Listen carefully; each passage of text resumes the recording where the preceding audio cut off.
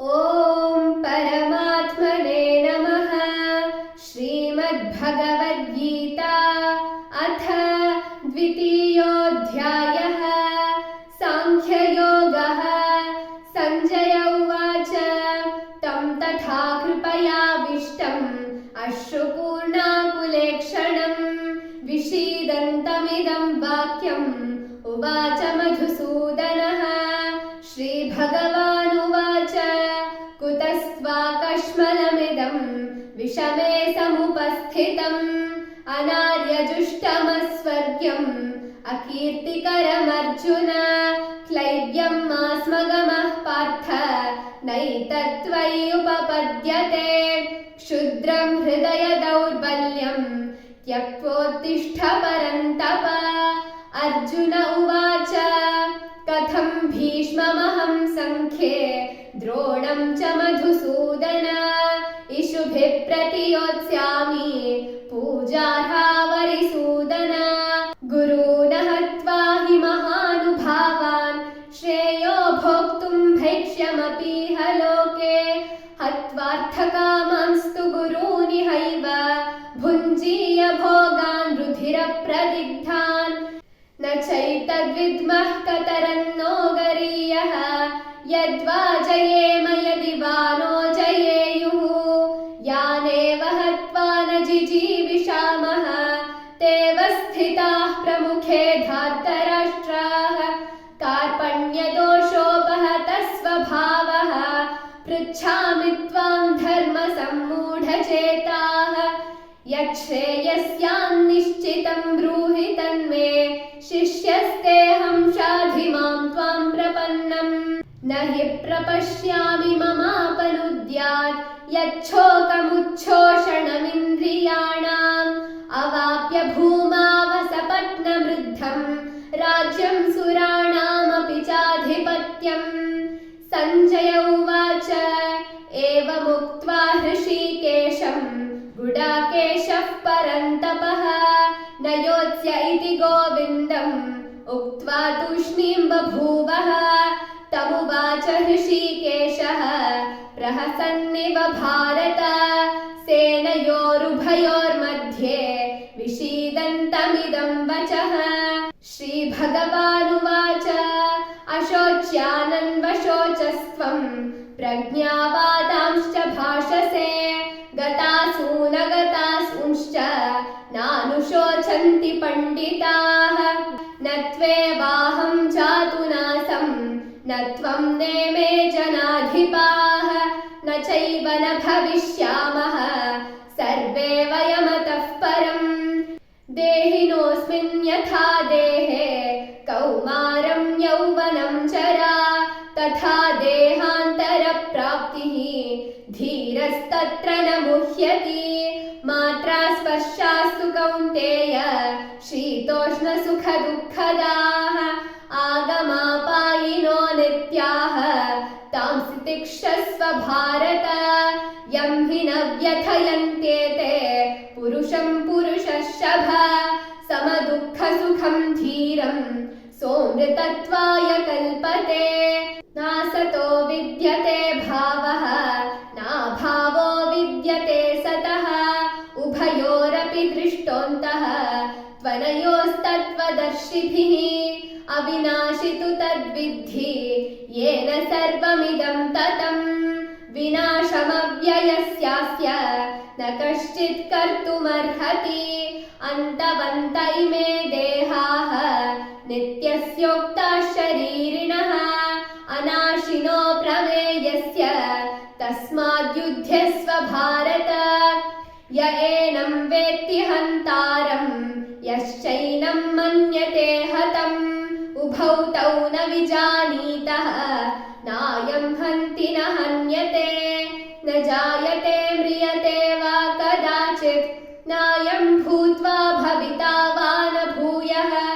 अजो नित्यः शाश्वतोऽयं पुराणः न हन्यते हन्यमाने शरीरे। वेदा विनाशिनं नित्यं य एनमजमव्ययम्। कथं स पुरुषः पार्थ कं घातयति हन्तिकम् वासांसि जीर्णानि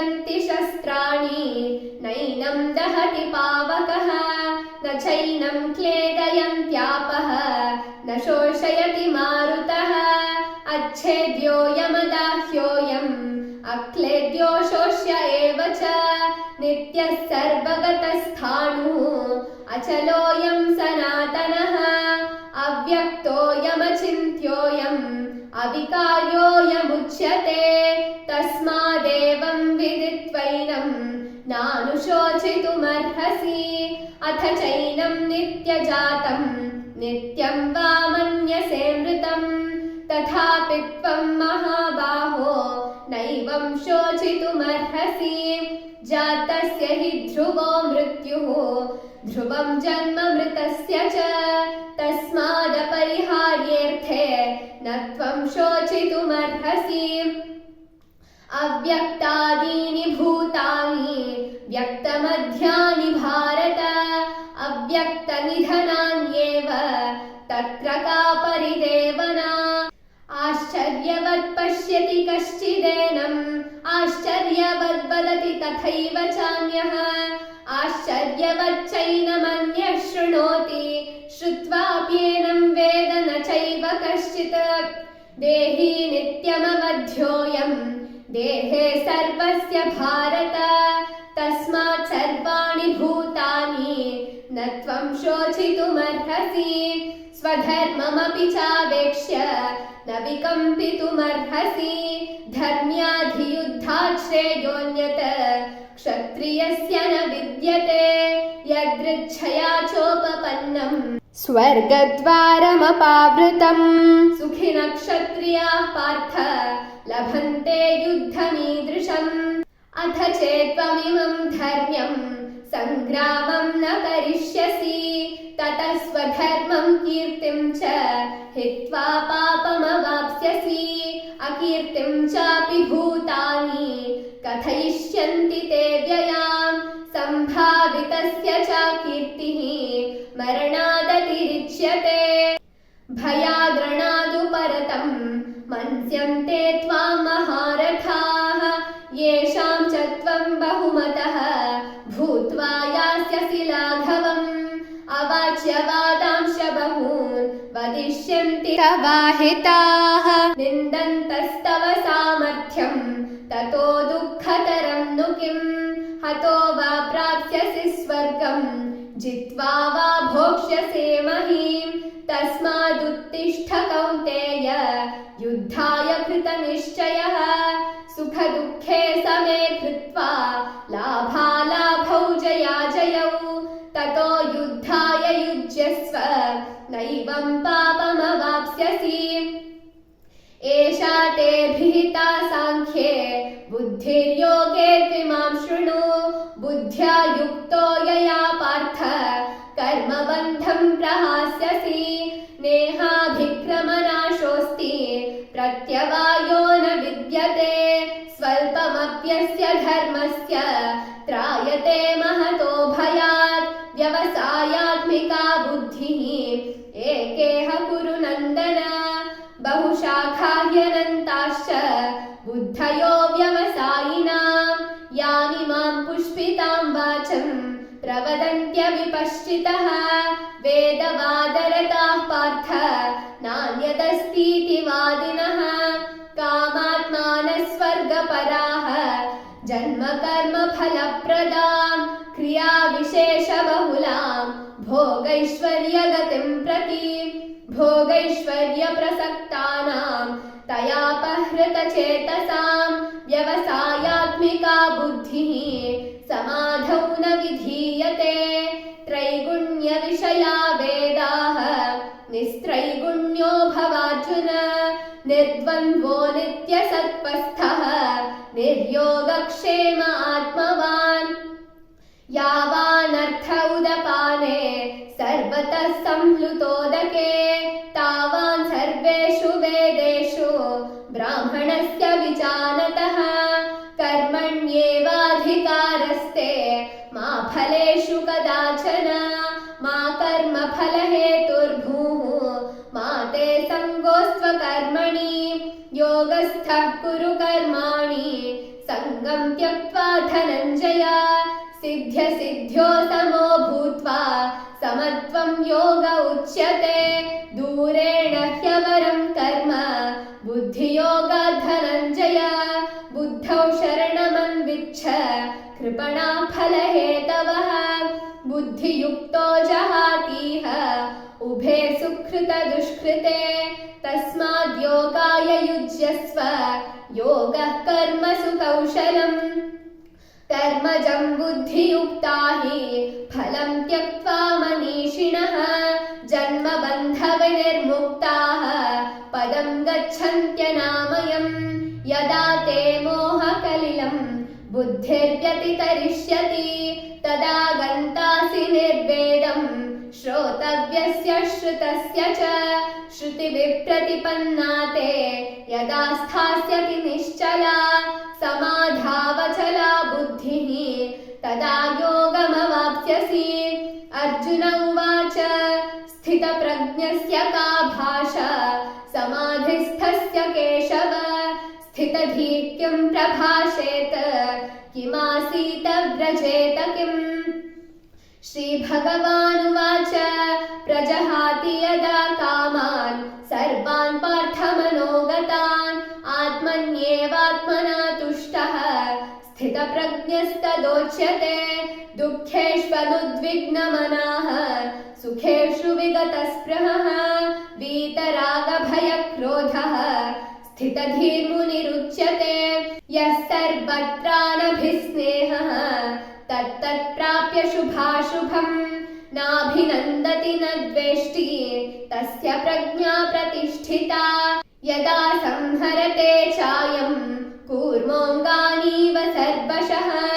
इन्द्रियाणीन्द्रियार्थेभ्यः तस्य प्रज्ञा प्रतिष्ठिता विषया विनिवर्तन्ते निराहारस्य देहिनः रसवर्जं रसोऽप्यस्य परं दृष्ट्वा निवर्तते यततो ह्यपि कौन्तेय पुरुषस्य विपश्चितः इन्द्रियाणि प्रमाथीनि हरन्ति प्रसभं मनः तानि सर्वाणि संयम्य युक्त आसीत मत्परः वशे हि यस्येन्द्रियाणि तस्य प्रज्ञा प्रतिष्ठिता ध्यायतो विषयान् पुंसः सङ्गस्तेषूपजायते सङ्गात् सञ्जायते कामः कामात् क्रोधोऽभिजायते क्रोधात् भवति सम्मोहः सम्मोहात् स्मृतिविभ्रमः स्मृतिभ्रंशात् बुद्धिनाशः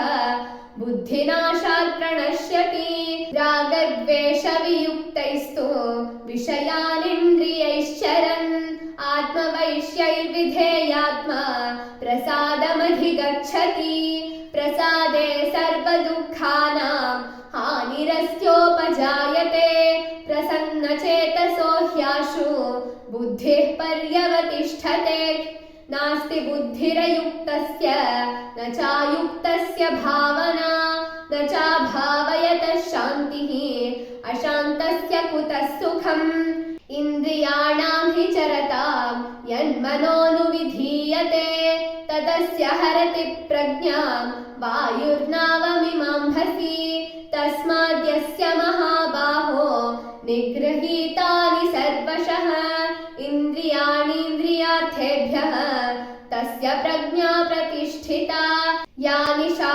सर्वभूतानां तस्यां जागर्ति संयमी यस्यां जाग्रति भूतानि सा निशा पश्यतो मुनेः आपूर्यमाणामचलप्रतिष्ठं समुद्रमापः प्रविशन्ति यद्वत् तद्वत् कामायं प्रविशन्ति सर्वे स शान्तिमाप्नोति न कामकामी विहाय कामान्यः सर्वान् पुमांश्चरति निःस्पृहः निर्ममो निरहङ्कारः स शान्तिमधिगच्छति एषा ब्राह्मी स्थितिः पार्थ नैनां प्राप्य विमुह्यति स्थित्वा स्यामन्तकालेऽपि ब्रह्मनिर्वाणमृच्छति ॐ तत्सत् इति श्रीमद्भगवद्गीतासु उपनिषत्सु ब्रह्मविद्यायां योग कृष्णार्जुनसंवादे